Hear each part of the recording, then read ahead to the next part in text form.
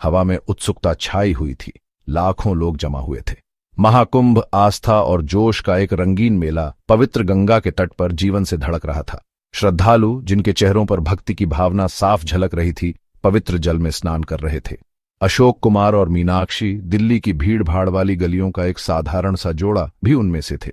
वे आशीर्वाद लेने आए थे ऐसा लग रहा था, लेकिन श्रद्धा की आड़ में एक भयानक धारा बह रही थी। अशोक एक काला राज छुपाए हुए था, एक ऐसी योजना जो मौत की ठंडी पकड़ की तरह बेरहम थी।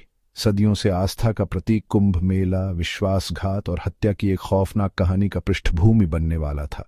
प्राचीन मंत्रों और प्रार्थनाओं से गूंजता पवित्र शहर प्रयागराज जल्द ही एक ऐसे अपराध की भयानक फुसफुसाहट से गूंज उठेगा जो पवित्रता के भ्रम को चकनाचूर कर देगा। अनगिनत प्रार्थनाओं और प्रसाद का मूक गवाह यह नदी अब समय जितनी पुरानी एक त्रासदी की गवाह बनेगी। वह अंधेरा जो इंसान के दिल में बसता है। आध्यात्मिक नवीनीकरण का प्रतीक कुंभ मेला हमेशा के लिए अपराध के इतिहास में दर्ज हो जाएगा। अशोक और मीनाक्षी, उनके चेहरे लोगों के समुद्र में खो गए, भीड़ में से गुजरते रहे, उस भयानक भाग्य से अनजान जो उनका इंतजार कर रहा था। उनकी कहानी एक कठोर याद दिलाती है कि बुराई अक्सर परछाई में छिपी रहती है, यहां तक कि सबसे पवित्र स्थानों में भी अब सामने आने वाली थी। अगरबत्ती और प्रार्थनाओं की गुनगुनाहट से भरी हवा में बेचैनी की एक अंतर्धारा बह रही थी, आने वाली भयावहता का एक पूर्वाभास।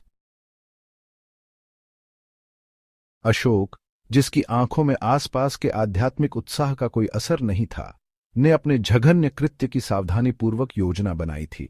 उसका दिल पछतावे से रहित, समय के साथ कठोर हो गया था, नाराजगी और इच्छा के जहरीले मिश्रण से ग्रस्त। उसने इस पवित्र भूमि को चुना था, एक ऐसी जगह जहां जीवन और मृत्यु एक कालातीत नृत्य में आपस में जुड़े हुए थे। अपनी भयावह योजना को अंजाम देने के लिए कुंभ मेला अपनी भारी भीड़ और अराजक ऊर्जा के साथ उसके अपराध के लिए एकदम सही आड़ प्रदान करेगा। पवित्र अनुष्ठान, मंत्रों का जाप, अगरबत्ती की खुशबू, इनमें से किसी ने भी अशोक की आत्मा को नहीं छुआ। उसके विचार एक ही उद्देश्य से ग्रस्त थे, मीनाक्षी को हमेशा के लिए चुप करा देना। वह भीड़ में एक भूत की तरह घूमता रहा, उसका चेहरा भावशून्य नकाब, उसकी आंखें अपने आसपास की पवित्रता के प्रति एक भयानक उदासीनता को दर्शाती हैं। शुद्धिकरण का प्रतीक नदी उसके लिए कोई आकर्षण नहीं रखती थी। उसका पानी उस अंधेरे को धो नहीं सकता था जो उसके दिल में जड़ जमा चुका था। उसने मीनाक्षी को देखा, उसका चेहरा आस्था से दमक रहा था। जैसे ही उसने प्रार्थना की, उसके बगल में छिपे खतरे से अनजान विडंबना उससे छिपी नहीं थी। वह उसके विनाश का सूत्रधार उसके बगल में खड़ा था, एक समर्पित पति का एक विचित्र रूप। कुंभ के पवित्र वातावरण, लाखों लोगों की सामूहिक प्रार्थनाओं ने उसे नहीं रोका। उसका संकल्प अडिग था, उसका विवेक द्वेष और गलत जुनून के एक शक्तिशाली मिश्रण से चुप था। अशोक, एक माहिर धोखेबाज, ने धोखे का ऐसा जाल बुना था कि उसके करीबी लोग भी उसके असली स्वभाव से अनजान रहे। उसने एक प्यार करने वाले पति की तस्वीर पेश की थी जो अपनी पत्नी के साथ दिव्य आशीर्वाद लेने तीर्थयात्रा पर आया था, लेकिन धर्मनिष्ठा के इस दिखावे के पीछे विश्वासघात से भरा दिल छिपा था। उसने बड़ी ही सावधानी से अपने झूठ गढ़े थे, यह सुनिश्चित करते हुए कि उस पर कोई शक न करे। उसका फोन, उसके विस्तृत स्वांग में एक उपकरण उनके बच्चों के संदेशों से गूंज रहा था। उनके मासूम शब्द उनके पिता के दिल में पल रहे अंधेरे के बिल्कुल विपरीत थे। अशोक ने बनावटी चिंता से भरी आवाज में उन्हें उनकी मां की कुशलता का आश्वासन दिया। उसका हर शब्द उसकी भयानक दोमुंहेपन का प्रमाण था। उसने तस्वीरों और वीडियो के साथ उनकी यात्रा का दस्तावेजीकरण किया। हर तस्वीर एक सावधानीपूर्वक मंचित झूठ थी, जिसे शक को दूर करने और अपनी एलिबी सुरक्षित करने के लिए डिजाइन किया गया था। उसने अपना समय ध्यान से चुना था। कुंभ मेला आध्यात्मिक उत्साह और सामूहिक समारोहों का समय, जहां लाखों लोग इकट्ठा होते हैं, जिससे गायब होना, भीड़ में खो जाना आसान हो जाता है। वह जानता था कि इस आयोजन का विशाल पैमाना उसके पक्ष में काम करेगा, जिससे किसी के लिए यह नोटिस करना मुश्किल हो जाएगा कि क्या कोई चेहरा भीड़ के बीच गायब हो गया है।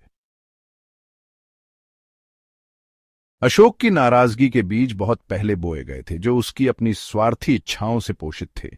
उसे एक दूसरी के बाहों में सुकून मिला था, एक मना प्यार जिसने उसकी आत्मा को जहर दे दिया था, उसके दिल को उस औरत के खिलाफ कर दिया था जिसे उसने प्यार करने की कसम खाई थी। मीनाक्षी, जो कभी उसके स्नेह का पात्र थी, एक बाधा बन गई थी। उसके दोहरेपन की निरंतर याद दिलाती थी। उसका अफेयर गोपनीयता में डूबा एक खतरनाक रिश्ता एक जुनून बन गया था। उसके विचारों को खा रहा था, उसे अकल्पनीय पर विचार करने के लिए प्रेरित कर रहा था। वह अपनी शादी की बंदिशों से मुक्त जीवन चाहता था, एक ऐसा जीवन जहां वह बिना किसी अपराध बोध या परिणाम के अपनी इच्छाओं में लिप्त हो सके। लेकिन मीनाक्षी उसके रास्ते में खड़ी थी।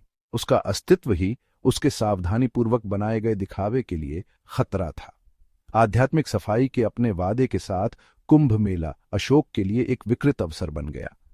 उसने खुद को आश्वस्त किया कि यह कृत्य, यह अंतिम विश्वासघात उसकी अपनी मुक्ति का विकृत रूप होगा। वह मीनाक्षी को अपनी स्वार्थी इच्छाओं की वेदी पर बलिदान के रूप में चढ़ाएगा, कुंभ के पवित्र अनुष्ठानों के बीच खुद को अपने अपराध बोध से मुक्त करेगा।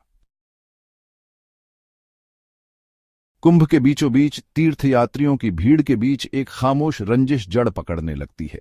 भक्ति और प्रत्याशा से भरी हवा मानो पक रही तनाव से अनजान है। यह एक याद दिलाता है कि सबसे पवित्र स्थानों में भी मानवीय भावनाएं कलह का बर्तन हिला सकती हैं।